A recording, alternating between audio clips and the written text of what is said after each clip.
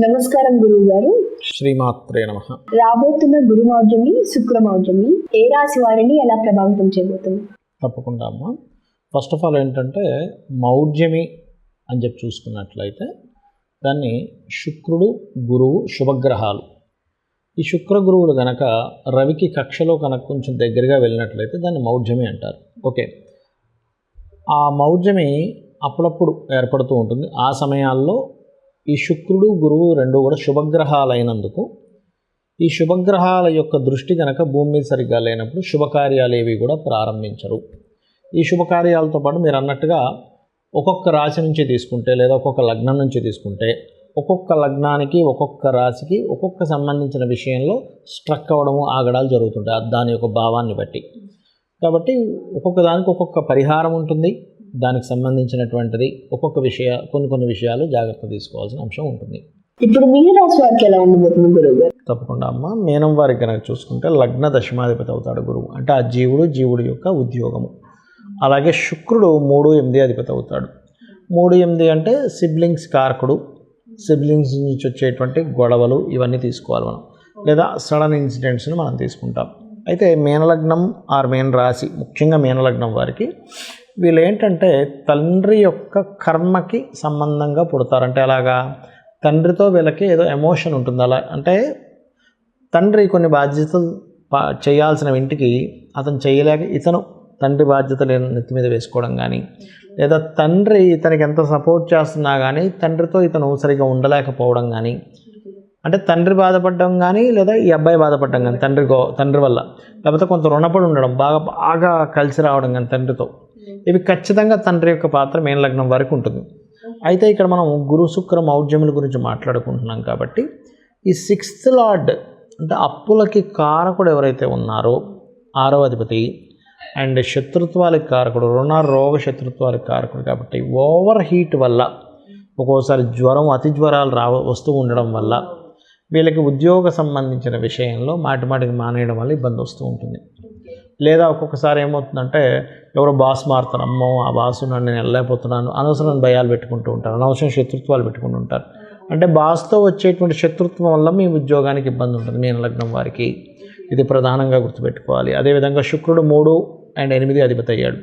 3-8 అధిపతి అంటే ముఖ్యంగా చెల్లెళ్ళు ఉంటారు, అక్క చెల్లి అన్న తమ్ముడు ఇలా ఉంటారు. అందులో ముఖ్యంగా సిస్టర్స్తో కమ్యూనికేట్ చేసేటప్పుడు ఈ జాతకుల యొక్క అంటే ఈ మీనలగ్నంలో జన్మించిన వారి యొక్క సిస్టర్స్ యొక్క ఆరోగ్య విషయంలోని, లేదా సిస్టర్స్కి అంటే వీళ్ళ యొక్క ఈ జాతకుడి యొక్క సిస్టర్స్కి వాళ్ళకి ఏదైనా మీరు అప్పుని ఇప్పించేటువంటి విషయంలో, మీరు మధ్యవర్తిత్వంగా ఉండి సంతకం పెట్టి వాళ్ళకి అప్పు ఇప్పించేటువంటి విషయంలో కానీ, ఇంకా ముఖ్యంగా చెప్పాలంటే వాహనం మీద వెళ్ళేటప్పుడు కొంత జాగ్రత్త వహించాలి. ఎందుకంటే శుక్రుడు వాహనానికి కారకుడు అవుతాడు, అష్టమాధిపతి అయ్యాడు ఇక్కడ. కాబట్టి ఈ యొక్క విషయాల్లో చాలా జాగ్రత్తగా ఉండాలి. మరియు 3వ స్థానం అనేటువంటిది ఇంటర్వ్యూస్ని కూడా చెప్తుంది, షార్ట్ జర్నీస్ గురించి చూపిస్తుంది. కాబట్టి ఇంటర్వ్యూస్కి వెళ్ళేటప్పుడు, షార్ట్ జర్నీస్ చేసేటప్పుడు అది కొంత సూర్య భగవానుడు ఆరాధన చేస్తూ ఉండాలి. అయితే 6వ అధిపతి సూర్యుడు అయ్యాడు కాబట్టి మీ నిత్య జీవితంలో పార్ట్ అయిపోవాలి. ఇది రెమెడీ. అంటే అలాగా ఓ దగ్గర బయలుదేరుతున్నాం అనుకున్నామా, సూర్యుడికి చెప్పుకొని బయలుదేరడం, అన్నం తింటున్నాం, స్వామి నీ వల్లే నాకు ఈ అన్నం వచ్చింది, లేకపోతే ఒక మంచి జరిగింది, లేకపోతే ఒక విషయాన్ని నేర్చుకున్నారు. ప్రతిసారి మంచి జరగాలని రూల్ లేదు. కొన్ని పనులు మనం చేసేటప్పుడు కొన్ని కొత్త విషయాలు నేర్చుకుంటాం మనం. అలా ఏదైనా సరే నేర్చుకుంటున్నప్పుడు స్వామి నీ అనుగ్రహం వల్ల నేను ఇవాళ ఇది నేర్చుకున్నానని ప్రతిదీ కమ్యూనికేట్ చేసుకుంటూ ఉండాలి. అంటే మీ యొక్క డైలీ లైఫ్లో మీరు ఎప్పుడైతే సూర్య భగవానుడితో మీనలగ్నం వారు ఈ యొక్క కమ్యూనికేషన్ చేసుకుంటూ ముఖ్యంగా ఓం మిత్రాయ నమః అనేటువంటి నామస్మరణ కనుక చేసుకున్నట్లయితే వీళ్ళకి ఇబ్బంది అనేటువంటిది ఉండదు. ఇప్పుడు ఈ గురు శుక్ర మౌఢ్యాల వల్ల కొంతమంది ఏమంటారంటే కొన్ని పనులు చేయొచ్చు అంటారు, కొంతమంది కొన్ని పనులు చేయకూడదు అంటారు. వాటి గురించి మీరు వివరిస్తారు? అంటే ఎవరేం చెప్పినా శాస్త్ర ప్రమాణం అమ్మ. ఏమిటా శాస్త్రము ఏం చెప్పింది మనకి, నిర్ణయ సింధు, ధర్మసింధు గ్రంథాల్లో ఏముంది అని చెప్పి చూసుకున్నట్లయితే ముఖ్యంగా శుక్రుడు వివాహానికి, గృహాలకి కారకుడు. కాబట్టి లగ్నపత్రిక రాసుకోవడం చేయకూడదు. చాలామంది ఏమనుకుంటారు, వివాహం చేసుకోవట్లేదు కదండి, కేవలం లగ్నపత్రిక రాసుకుంటున్నాం కదా దీనివల్ల దోషం లేదనుకుంటారు. కాదు, లగ్నపత్రిక అంటే కూడా వివాహంలో ముఖ్యమైనటువంటి పాత్ర పోషిస్తుంది. కాబట్టి లగ్నపత్రిక అస్సలు రాసుకోకూడదు. రెండవది, వివాహం అయితే ఎట్టి పరిస్థితుల్లో చేసుకోకూడదు, గుర్తుపెట్టుకోండి. ఇక శంకుస్థాపన, గృహప్రవేశము, నూతన గృహప్రవేశం చేస్తుంటారు. నూతన గృహ శంకుస్థాపన చేస్తుంటారు, గృహ ఆరంభం చేస్తూ ఉంటారు చూసారా, ఇటువంటివి అస్సలు పనికిరాదు, ఇది గుర్తుపెట్టుకోండి. అందులో గురుమౌఢ్యమి సంబంధించిన వాటిల్లో ఏంటంటే ఉపనయన సంబంధించినటువంటివి కూడా చేయకూడదు, ఇది మెయిన్గా గుర్తుపెట్టుకోండి. మరి చేయదగ్గ పనులు ఏమిటి అని చెప్పి చూసుకున్నట్లయితే ఇప్పుడు అన్నప్రాసన ఉంది, అన్నప్రాసన చక్కగా చేసుకోవచ్చు, దానికి ఏం సంబంధం లేదు. ఎందుకంటే గురువు కానీ శుక్రుడు కానీ అన్నప్రాసనకి సంబంధం ఉండదు వాళ్ళకి, అది చంద్రుడు కారకత్వం అన్నప్రాసన అనేటువంటిది. ఓకే, అదేవిధంగా ప్రయాణాలు కూడా చంద్రుడు కారకుడు. చాలామంది ఏమనుకుంటారంటే అమ్మో మనం ఇప్పుడు ఈ మౌఢ్యం ఉంది కదండి ప్రయాణం చేయొచ్చా అనుకుంటారు, అలాంటిది ఏమీ లేదు. ఇంకొకటి ఏంటంటే ఏదైనా శుభకార్యాలకి కాకుండా ఇప్పుడు మామూలుగా చూడండి మనం ఏదైనా తీర్థయాత్రల ప్రయాణాలు చేస్తాం చూసారు, దానికైతే మీరు ఏమీ చూసుకోవాల్సిన పని లేదు. ఎందుకంటే భగవత్ సంబంధించిన వాటి దగ్గరికి వెళ్తున్నప్పుడు భగవంతుడే చూసుకుంటాడు అనమాట. ఓకే, కాబట్టి ఇటువంటివి ముఖ్యంగా గుర్తుపెట్టుకోవాలి. అలాగే మరికొన్ని విషయాలు ఇక్కడ చూసుకున్నట్లయితే ఇప్పుడు చూడండి, ఇందాక మనం చెప్పుకున్నాం ఏమని, గృహప్రవేశము గృహారంభము చేయకూడదు అన్నాం, కానీ గృహ రిపేర్లు చేసుకోవచ్చు. ఇప్పుడు ఇంట్లో ఏదో వాస్తుదోషం ఉంది, లేకపోతే సంథింగ్ లోపల ఏదో ప్రాబ్లం ఉంది, బండలు పాడైపోయాయి, లేకపోతే బాత్రూంలో వాటర్కి సంబంధించిన ఏదో ప్రాబ్లం వచ్చింది, ట్యాప్స్ పాడయ్యాయి, అమ్మ మౌఢ్యమి కదా ఈ టైంలో చేయించుకోకూడదు అనేటువంటిది ఏమీ లేదు, ఇది గుర్తుపెట్టుకోండి.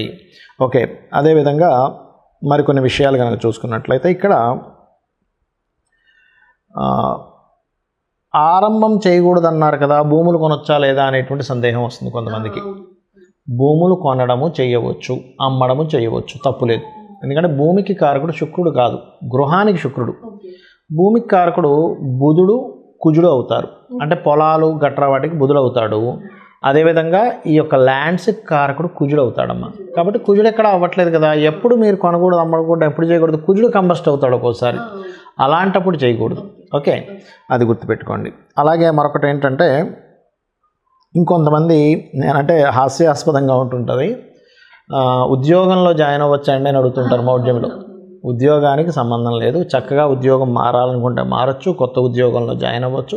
ఇంకోటి శాస్త్రం ఏం చెప్తుందంటే ఉద్యోగం సంబంధించిన విషయంలో ఇన్నేమి చూసుకోవద్దు, ముందు ఉద్యోగం చాలా ముఖ్యమైనటువంటిది. కాబట్టి వీలున్నంత దగ్గరలో ఇప్పుడు ఒక ఉద్యోగం వచ్చింది, చాలామంది ఏం చేస్తారు, అమ్మో ఈ నెలంతా సరిగ్గా లేవండి నెక్స్ట్ మంత్ జాయిన్ అవుతా అంటాడు. కంపెనీ వాడు మీకోసం ఎందుకు వెయిట్ చేస్తూ కూర్చుంటాడు, తొందరలో టక్మని రేపుందా ఎల్లుండుందా ఏది బాగుంది వెంటనే జాయిన్ అవ్వాలి, కానీ దానికి ముహూర్తాలు అవన్నీ పెట్టుకుంటూ కూర్చోకూడదు. ఓకే, అది గుర్తుపెట్టుకోవాలి. అదేవిధంగా వాహన సంబంధించినవి మాత్రం కొంచెం ఒక మంచి, అంటే ఈ మౌఢ్యంలో కంపల్సరీ ఒక్కోసారి వాహనం కొనాల్సి వస్తుంది. శుక్రుడు వాహనానికి కారకుడు కొంతవరకు, అయితే శుక్రుడు ఒక్కడే కాకుండా చంద్రుడు కూడా వాహనానికి కారకుడు అవుతాడు మూమెంట్కి. కాబట్టి కొంచెం జాగ్రత్త తీసుకొని కొనాలి వాహనం విషయంలో. నూతన వస్త్రాలు కొనొచ్చా కొనకూడదా, నూతన ఆభరణాలు కొనొచ్చా కొనకూడదా, ధరించొచ్చా ధరించకూడదు, ఇట్లాంటి చాలా సందేహాలు ఉన్నాయి. వీటన్నిటికీ ఎటువంటి ఇబ్బంది లేదు అని చెప్పి శాస్త్రం మనకి చెబుతుంది. కాబట్టి ఈ విషయాలు ఖచ్చితంగా మనం పాటించాలి, ఈ విషయాలు పాటించకూడదు.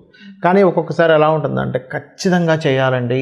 ఇప్పుడు కొంతమందికి ఎలా ఉంటుందంటే తండ్రి గతిస్తాడు, అప్పుడు ఈ మధ్యలో చేసేస్తే అయిపోద్ది, లేకపోతే సంవత్సరం దాటిపోతుంది అని ఉంటుంది, సంవత్సరం లోపల చేయాలి ఆడపిల్లకి అంటూ ఉంటాడు. మరి అలాంటప్పుడు ఎలాగా, ఇంతకాలం మేము ముహూర్తాలు సంబంధాలు వెతుకుతుంటే అవ్వలేదు, కానీ ఇప్పుడేమో మౌఢ్యములు వచ్చేసి అప్పుడు ఎలాగా అన్నప్పుడు ఇంట్లో పర్టికులర్గా సూర్యనారాయణమూర్తికి సంబంధించింది ఏదైనా సరే జపము చేయించుకొని, అంటే ఇంక తప్పదు అనుకున్నప్పుడు చేయించుకొని, శుక్రబలము గురుబలము పెరగడానికి దక్షిణామూర్తి యొక్క ఆరాధన, అమ్మవారి యొక్క ఆరాధన చేసుకుని, ఏది ఇంకా కంపల్సరీ అయినప్పుడు నేను చెప్తున్నాను, అలాంటి ప్రక్రియ చేసుకొని అన్నదానము గోసేవ చేసి, గోవులు ఉంటాయి దేశీవాలి గోవు, వాటికి ఏదైనా తినిపించి అప్పుడు ఈ యొక్క దీంట్లో తప్పనిసరి ఉన్నప్పుడే తప్ప అదర్వైజ్ ఆపుకోవడమే మంచిది.